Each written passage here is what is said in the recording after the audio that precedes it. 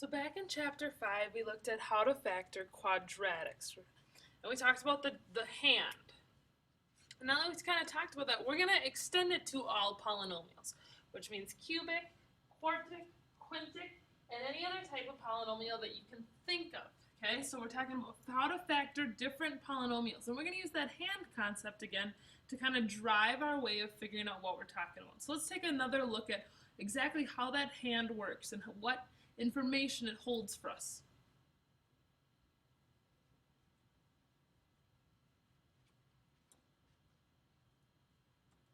Okay, in that hand, the thumb, remember the thumb is, we're first looking for, is there a greatest common factor?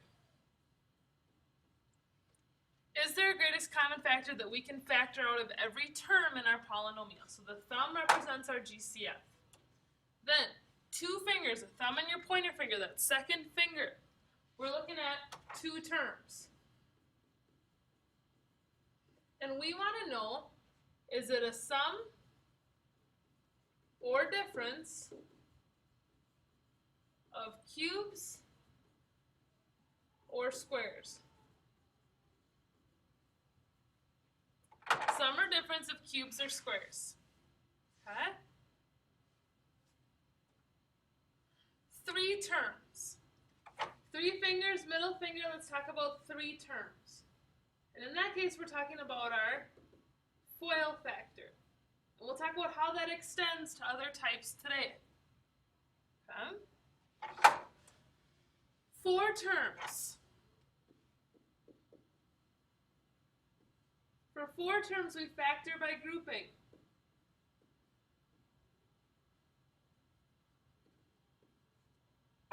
That's new. We're going to take some time and talk about that and how that works. And then, the fifth one, your pinky, is that final question you asked yourself. Have I finished? Can any part factor further? Is there any part of it that goes further beyond what I've already done? Okay. So that's the hand. So we run through our hand much like we just ran across this one. Is there GCF? How do we have two terms? What about three terms? Do I see two terms, do I see three terms, or do I see four terms? Those three fingers in the middle, your pointer, your middle, and your ring finger, kind of drive us. And then have I finished? Does any part factor further? That's how this hand works. So let's take a quick look at greatest common factor. We're going to review some, and some of them are going to be new. So greatest common factor, your thumb. Is there a number, a variable, or numbers and variables that can be pulled out? Right here, x squared is x and x. 4x is 4x. They both have an x term that we can pull to the front. Out of the first x squared, what's left is an x. Out of the second part is a 4. So we factored out the greatest common factor here. In this second one, the only thing we can factor out here is a 3. Here's why. This is 3 and 2, and then 4 x's. This is 3 and an x, and then this is 3 and 6. They're all divisible by 3. So we can pull the 3 of each one out to the front. What's left here is 2, and then still those 4 x's, minus the x in the middle, plus the 6 at the end. Okay? Now as you're looking at this, you might be like, well, Ms. Fisto, there's x's in the first term and x's in the middle term, but there's not the same x's in the last term. Every term has to have exactly the same thing getting pulled out. So everyone had a 3 pulled out, but they don't all have an x. Okay, so it's a quick review of greatest common factor. Moving on from greatest common factor now, let's talk about sum or difference of squares or cubes. And I have a little chart here to help you, and if you'll notice, there's some major similarities between the boxes of this chart. Okay? Sum, of course, meaning adding, difference meaning subtracted, squares meaning x squared, and cubes meaning x to the third. And this is whenever we have two terms. The only way two terms will factor The only way two terms will factor is if it can factor as one of these two things. A sum of squares or a sum of cubes, or a difference of squares, difference of cubes. And in fact, sum of squares does not factor.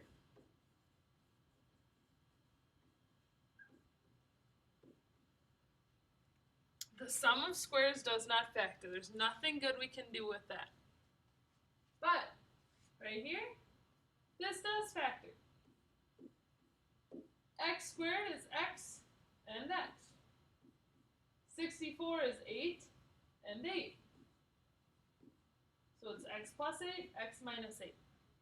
Should be reviewed. Reason is, this is x and x. This is 8 and 8. Nope, not 8 and x, my bad, my bad, my bad. 8 and 8, okay? So, if you have x squared minus a squared, they'll factor x minus a, x plus a. Now, the cubes part is what is new, but fortunately, it follows in a pretty systematic way, right?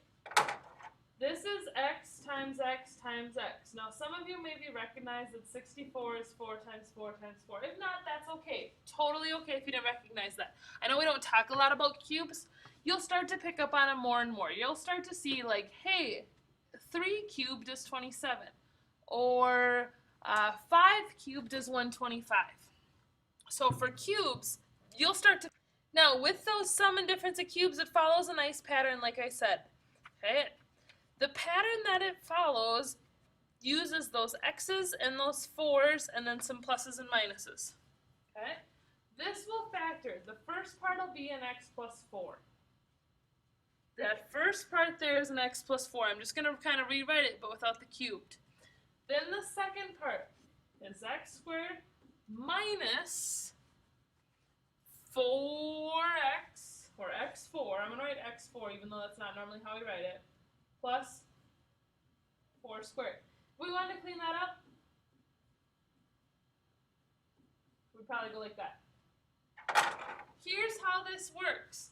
If we have a cubed and b cubed, and they're being added, it factors as a plus b, a squared minus ab plus b squared. That's how that's going to factor. Okay?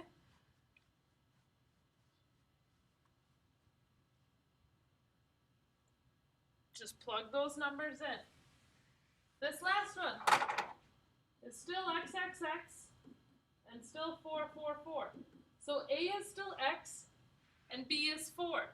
However, this one factors x minus 4, x squared plus 4x plus 16. I'm going to jump right to the 16 there.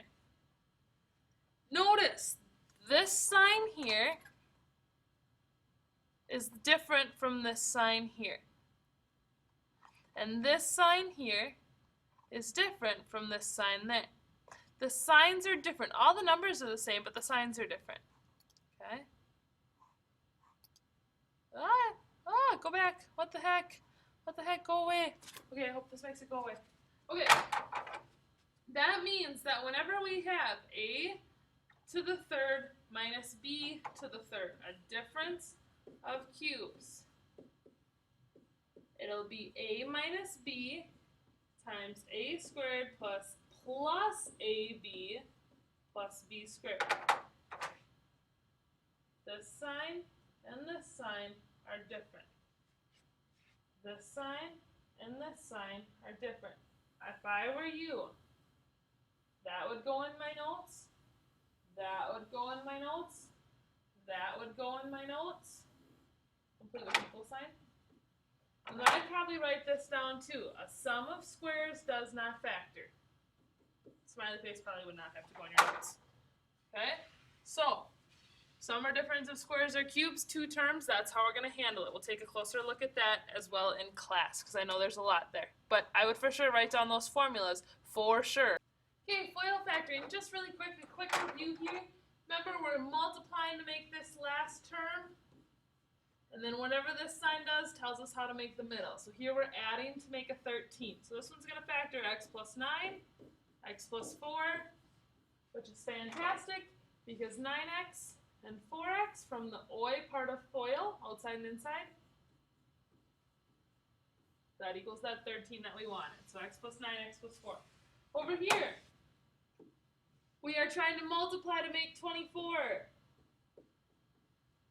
Got some options. And I want to subtract. When I subtract, back here was adding.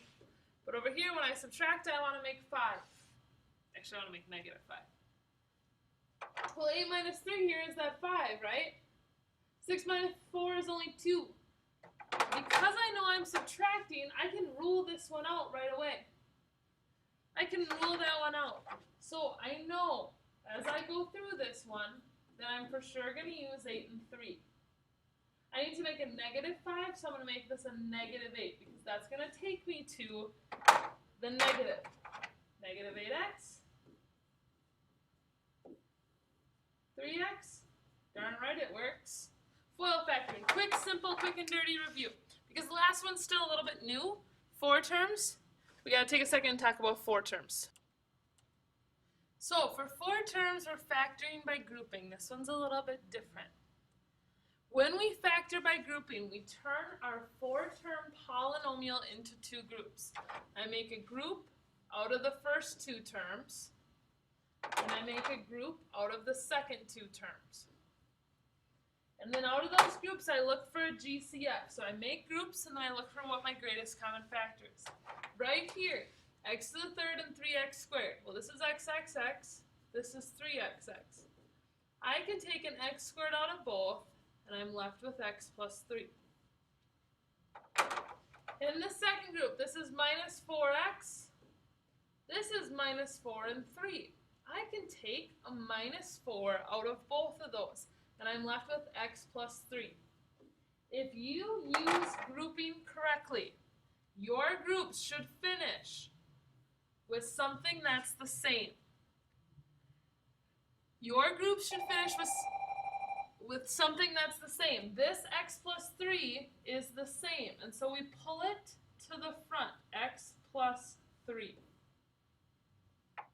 The other 2 things slip in the back, x squared minus 4. Now, hopefully you can see that x squared minus 4 could actually factor some more, and so that when we finally finish here, that's what it's going to look like.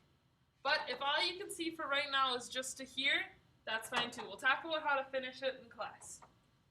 So, that x squared minus 4, x squared from the first group, minus 4 from the second group, and then what we have, that x plus 3, that's because that's the same in both. Okay, so make 2 groups, pull out a greatest common factor, and then of course ask yourself, have I finished? Make 2 groups. Make a group out of the first terms, make a group out of the second terms. Okay? Then, out of that first group, I got 2xxx and I got xx. Well, I know I can pull an x squared to the front. That leaves me with 2x plus 1. If you clear an area, then you need to leave a 1 as a placeholder. If you had 2 terms in your group, we should have 2 terms when we factor it. Then 8x. Well, 8 is 4 and 2. 4 is just 4 and 1.